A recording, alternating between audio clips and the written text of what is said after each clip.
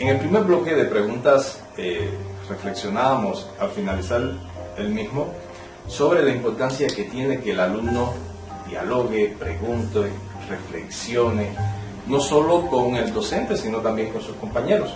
Pero quizás esto pueda ser parte de cómo el docente, dentro de las formas de organización, hace un uso adecuado de las metodologías activas para crear las situaciones de aprendizaje. En este sentido, y a partir de su experiencia profesional, doctor Amado, ¿cuáles son métodos que usted podría referirnos que pueden ser de vital importancia y sobre todo que usted en su práctica ha utilizado y ha desarrollado para que los alumnos, como usted dijo, logren un aprendizaje constructivo, significativo en el proceso de formación profesional? Bueno, dos métodos tradicionales: método de exposición oral, elaboración conjunta, trabajo independiente, que son los que aparecen en toda la literatura de forma ya tradicional, históricamente hablando del tema. Estos métodos pueden ser perfectamente métodos activos si el docente, digamos, en una exposición oral permite la participación de los estudiantes, que le planteen dudas dentro de la exposición, no al final de la clase, porque al final de la clase se acaba el tiempo de la clase, mañana nos vemos y ya se quedaron los estudiantes con las dudas. En el método de elaboración conjunta, a través de la guía de estudio que se le entrega a los estudiantes o los temas pautados que se van a discutir, se preparan equipos, ponentes, oponentes. Eso permite mayor activación del aprendizaje. En el trabajo independiente, a través de qué estímulos, preguntas o tareas se estimula el aprendizaje y se hace realmente productivo, activo, participativo, colaborativo entre los estudiantes que conforman un dúo, equipo de 3, 4, ya más de 4, el quinto mira y no trabaja. Y hay otros métodos que se le han denominado métodos activos, porque promueven con mucha más facilidad este proceso de aprendizaje. Pongamos, por ejemplo, el método basado en problemas, aprendizaje basado en problemas, ABA, que tiene muchos primos hermanos que después vamos a ir mencionando. ¿En qué se basa el método de aprendizaje basado en problemas? Justamente en plantearle problemas a los estudiantes, pero problemas que realmente los motiven, los incentiven, tengan la necesidad de descubrir algo que para ellos es nuevo, que por supuesto ya está más que preestablecido por la ciencia, pero que les despierte la novedad, la curiosidad por aprender, ese estímulo necesario para que se despierte el interés. Ya que estoy haciendo referencia al interés, está demostrado por la neurodidáctica y la neurociencia que todo el proceso de aprendizaje pasa por un elemento vital que es la formación de actitudes y valores en los estudiantes. Yo puedo tener, un docente puede plantearnos en una clase o en una sesión de trabajo: este es un material importante para la formación profesional, y lo deja así. Lean de la página 50 a la 150 y después lo vamos a discutir. Primer error: no hay una competencia de aprendizaje. ¿Para qué me tengo que leer las 150 páginas? Segundo, tiene que hacer explícito qué significado, qué valor tiene, qué interés me motiva a aprender ese nuevo contenido. Hay incluso un conferencista español, cuyo nombre no recuerdo en este momento, que tiene una fórmula muy simpática: C de conocimiento más habilidad igual a actitud. Se puede tener un amplio conocimiento, se puede ser muy hábil para muchas cosas, pero si no tengo la actitud, el valor, el juicio, el criterio para llevarlo a cabo, de nada me sirve el conocimiento o la habilidad. Y además esto no es una suma igual a, sino que en el proceso de aprendizaje todo se trabaja conjuntamente, se integran estos tres elementos. Otro método activo es el aprendizaje basado en la acción. ¿Cuál es la diferencia con el anterior? Aprendizaje basado en problemas. Este segundo sigue planteando problemas, pero ¿por qué se le llama aprendizaje basado en la acción? Porque tiene un elemento descontextualizado que se hace en la clase. Se hace la etapa preparatoria, cuál es el listado de fuentes que debemos consultar, qué elementos se van a investigar, la elaboración de los instrumentos de investigación, y posteriormente se hace el trabajo contextualizado en una realidad concreta, que puede ser un trabajo de campo, aplicación de entrevistas, encuestas, consulta a expertos, trabajo de campo, en tierra, digamos por ejemplo en el área agrotecnológica o en cualquier otra carrera, y después se vuelve al trabajo descontextualizado, es decir, fuera del contexto real en el que se produce realmente el aprendizaje, para discutir, ampliar los conocimientos, enriquecerlos con el trabajo conjunto de lo que ha hecho cada uno de los equipos, cerrar conclusiones que no son únicas. Siempre en las conclusiones hay diferentes puntos de vista, y siempre y cuando sean acertados, el docente no puede imponer una conclusión, tiene que salir del grupo. Otra forma de activar el proceso de aprendizaje son las llamadas dinámicas de activación del pensamiento. La conocidísima lluvia de ideas, considera todos los factores, es decir, se plantea un problema que puede estar escrito en la pizarra, puede estar en una guía de estudio, y sobre ese problema, bueno, hay qué otros factores pueden intervenir, es decir, considera todos los factores. Sobre ese mismo tema se puede trabajar el OPP, otros puntos de vista. Hay un problema fundamentalmente de tema de tipo social, político, histórico, y no hay un solo punto de vista, puede haber otros, desde otra óptica ideológica, política, social, histórica, cultural, y como esa hay otras herramientas. En esto intervienen fundamentalmente los procesos de metacognición, es decir, que el estudiante esté consciente de cómo aprende, cuáles son las dificultades de su aprendizaje, cómo lograr vencer esas dificultades, cuáles son los logros justamente para reforzar esos mecanismos o esos hábitos y habilidades que he estado utilizando. Ahí intervienen los mecanismos de la metacognición, los elementos que intervienen en la creatividad, y ahí se referencia anteriormente que el estudiante tiene que buscar descubrir nuevos elementos para su aprendizaje.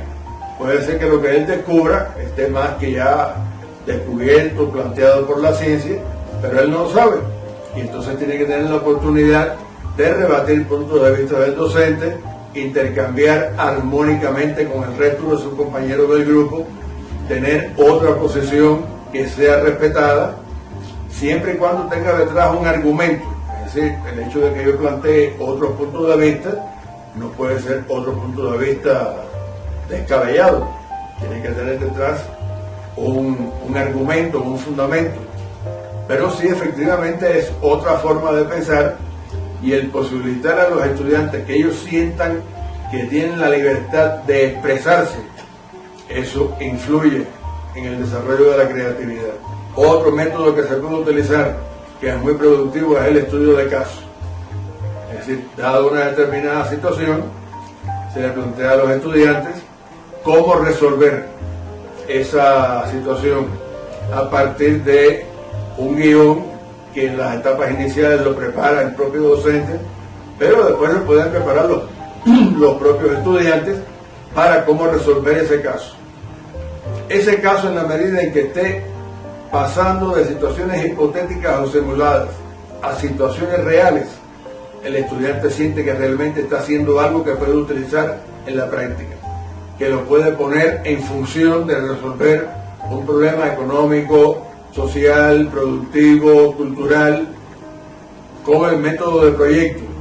Es decir, ya ahí hay una determinada dificultad, bueno, ¿cómo resolverla? Vamos a elaborar un proyecto.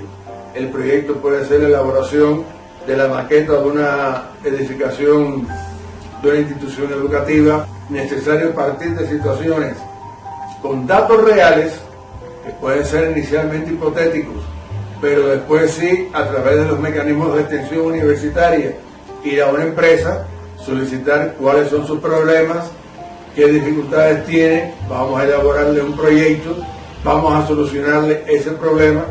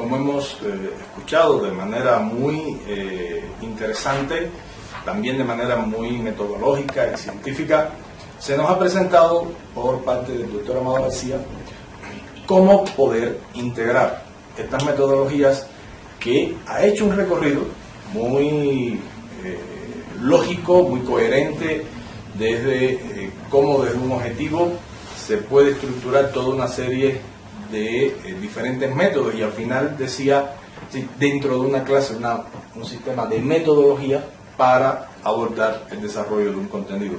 Creo que algo significativo es cómo también usted lo ha vinculado al tema de esta nueva tendencia que hoy está siendo muy utilizada, y comparto lo que usted dice. Hay un especialista, Lorenzo González Aretio, quien fue rector de la UNED y es uno de los mayores precursores de la educación a distancia, de la educación semipresencial, que él explica que no estamos en presencia de algo que es una innovación como algo nuevo de la educación, sino que, bueno, las nuevas tecnologías han ido permitiendo que se perfeccione el cómo presentar la información, los contenidos a los estudiantes en otros espacios, en otros entornos que hoy se llaman mixto, invertido, blended learning, dentro del proceso de formación.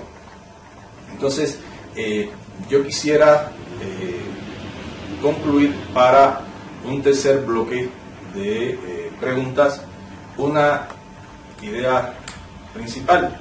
¿Qué nos orientaría usted para los profesionales que hoy se están formando y nos seguimos formando en este siglo XXI, donde los cursos virtuales, totalmente en las modalidades MOOC o en semipresencial o en las clases presenciales que vinculan tecnología, que usted nos pudiera sugerir cuáles pueden ser ideas, criterios, formas de nosotros autoprepararnos, seguir creciendo profesionalmente en esta labor tan importante de educar a las futuras generaciones.